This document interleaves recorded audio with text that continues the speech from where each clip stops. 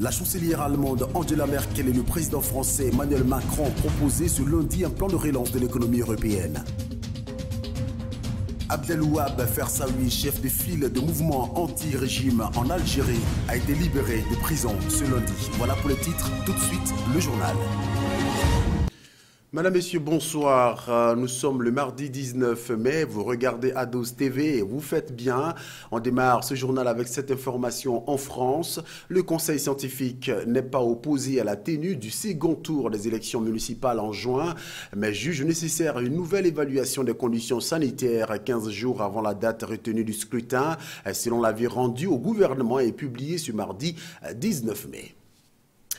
Tout de suite, direction en Espagne. Là-bas, des centaines de personnes mécontentes de la gestion de la pandémie de coronavirus par le gouvernement descendent dans la rue de plusieurs villes espagnoles et demandent la démission du Premier ministre socialiste Pedro Sánchez. Regardez.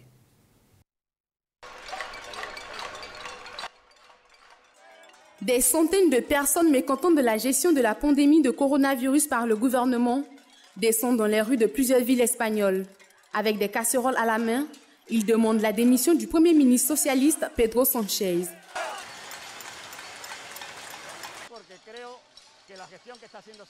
Je suis venu ici parce que je pense que la gestion de Sánchez est désastreuse et qu'il met en danger l'Espagne, que le coronavirus était déjà trop mauvais. La pandémie, mais que la gestion et tout ce qu'il a fait, le temps qu'il a mis à réagir et le manque de liberté que nous avons en Espagne est intolérable. Et c'est pourquoi je suis venu. Je serais venu même si c'était un gouvernement de droite qui était au pouvoir.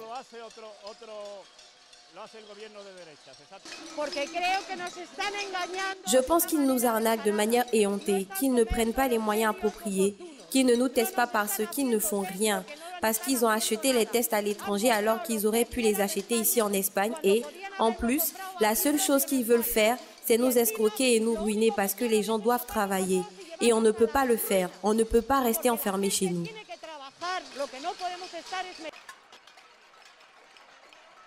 L'Espagne s'est lancée dans un déconfinement par étapes d'ici fin juin, mais Madrid devra encore attendre son déconfinement car le gouvernement espagnol estime que Madrid, qui était devenu l'épicentre de la pandémie, n'a pas encore renforcé suffisamment ses moyens pour faire face à une éventuelle deuxième vague de Covid-19.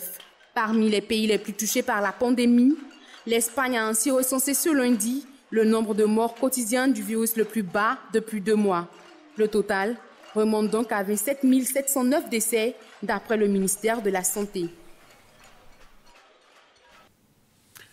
Et puis le président américain Donald Trump a accusé lundi l'Organisation mondiale de la santé OMS d'être une marionnette de la Chine, réitérant ainsi ses critiques sur sa gestion du Covid-19. Interrogé sur le devenir de la contribution américaine à cette organisation dont il avait annoncé la suspension mi-avril, le président américain est resté évasif. « Nous allons prendre une décision bientôt », a-t-il déclaré. Donald Trump.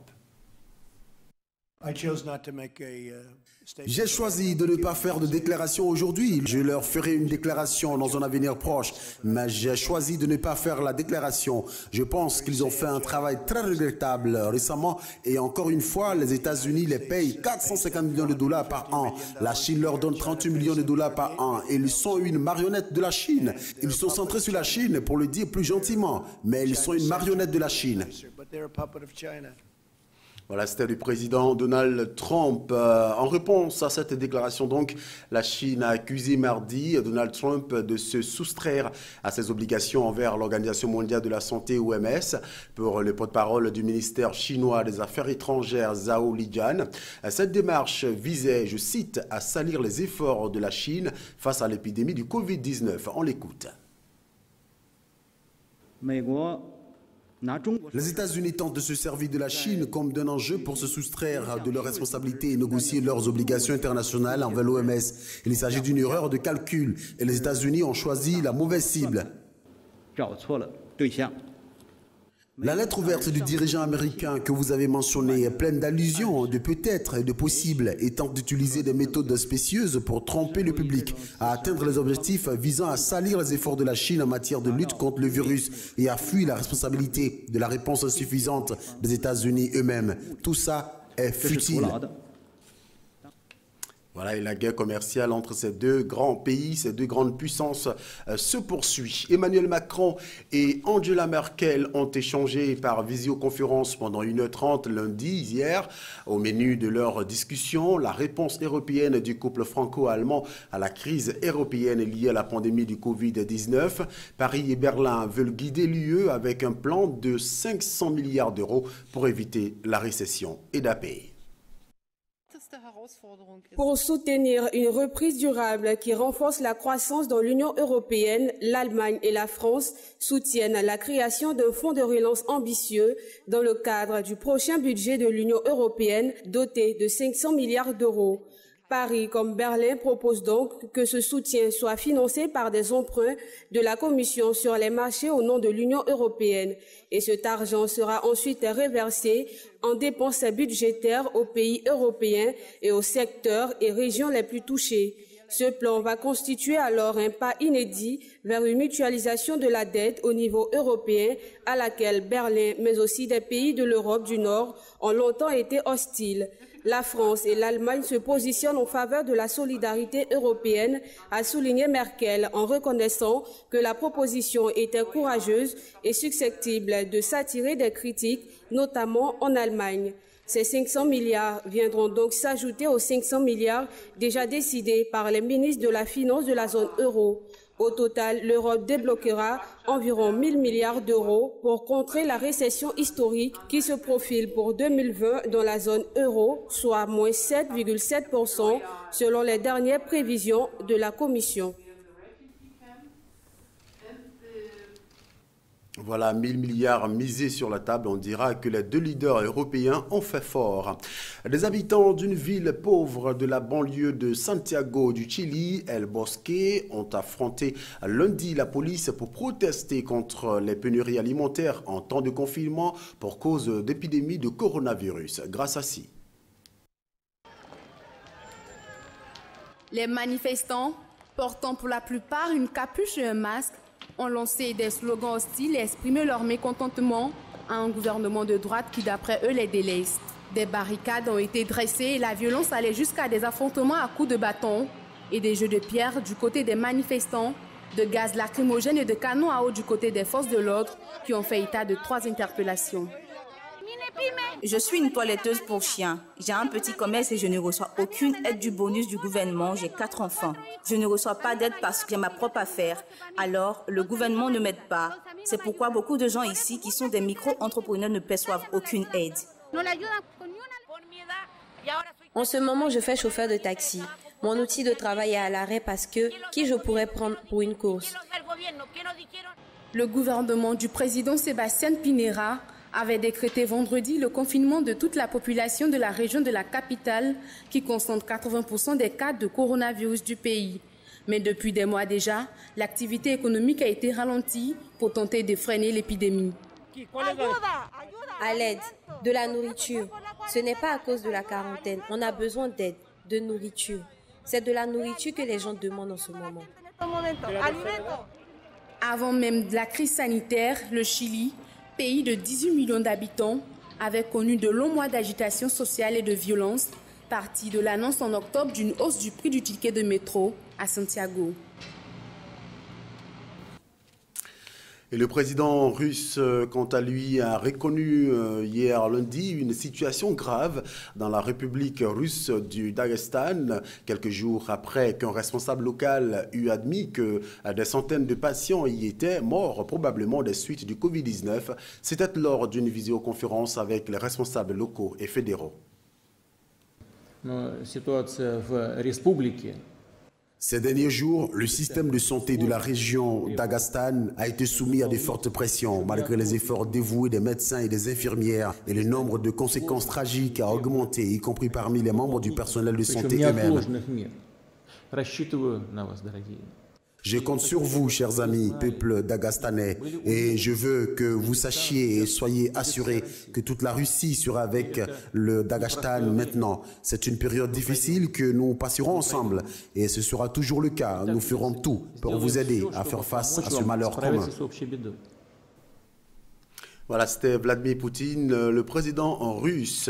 Arrêté en octobre 2019, Abdelwahab Fersouahi, président du Rassemblement Action Jeunesse, RAJ, une association citoyenne en pointe au sein du Irak, avait été condamné le 6 avril à 1 an de prison ferme pour atteinte à l'intégrité du territoire national. Il a été libéré hier lundi en appelant à la libération de tous les militants détenus et à la reprise du Irak après la pandémie du Covid-19. Regardez.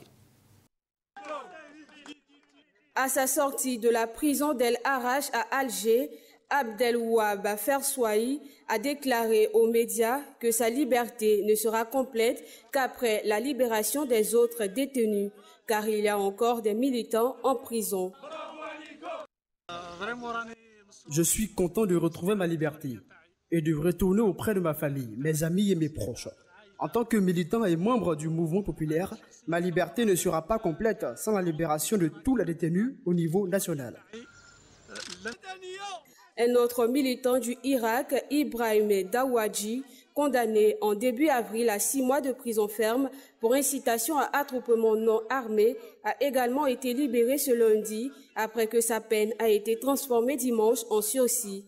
Cependant, selon le dernier décompte du Comité national pour la libération des détenus, une 50aine de personnes sont actuellement en détention dans les prisons algériennes pour des faits liés au Irak. Fersouahi, arrêté en octobre 2019, avait été condamné le 6 avril dernier à 1 an de prison ferme pour atteinte à l'intégrité du territoire national. Mais dimanche, la peine a été réduite en appel à 6 mois ferme qu'il a déjà purgé. Au moins 20 civils ont été tués et 14 autres blessés dimanche dans une attaque menée par des combats de Boko Haram contre un village du nord-est du Nigeria.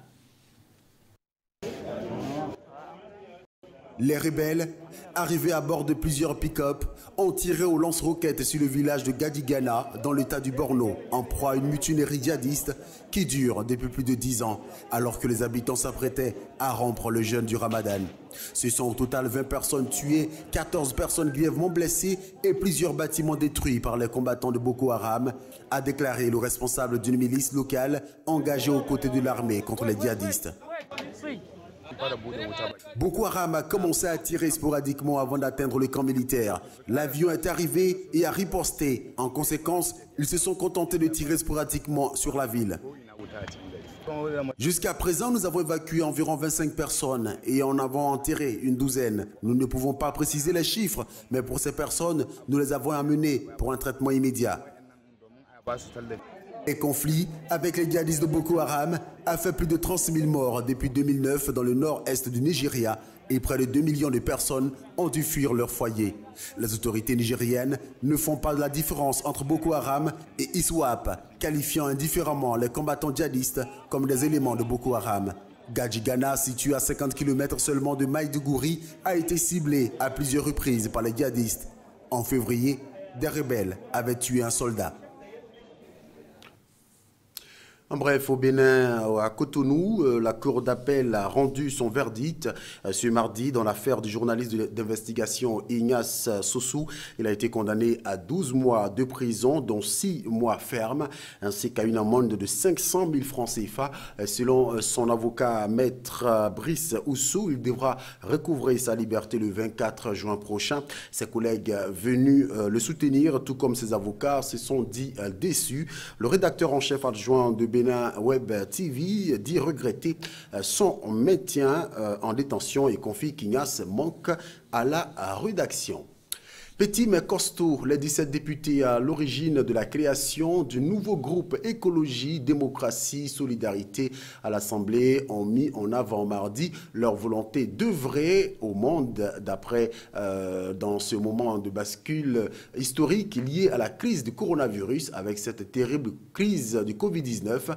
Il nous faut dépasser les clivages et les postures. Il nous faut construire collectivement le monde d'après, a plaidé l'ex-LRM Mathieu Orphan orphelin, oui, qui co-présidera donc le groupe avec Paola Forteza en alternance tous les 6 mois. Le nouveau groupe, il faut le rappeler, qui se veut positif et de proposition, mais pas d'opposition, entend apporter un nouvel élan, a-t-il ajouté lors d'une visioconférence.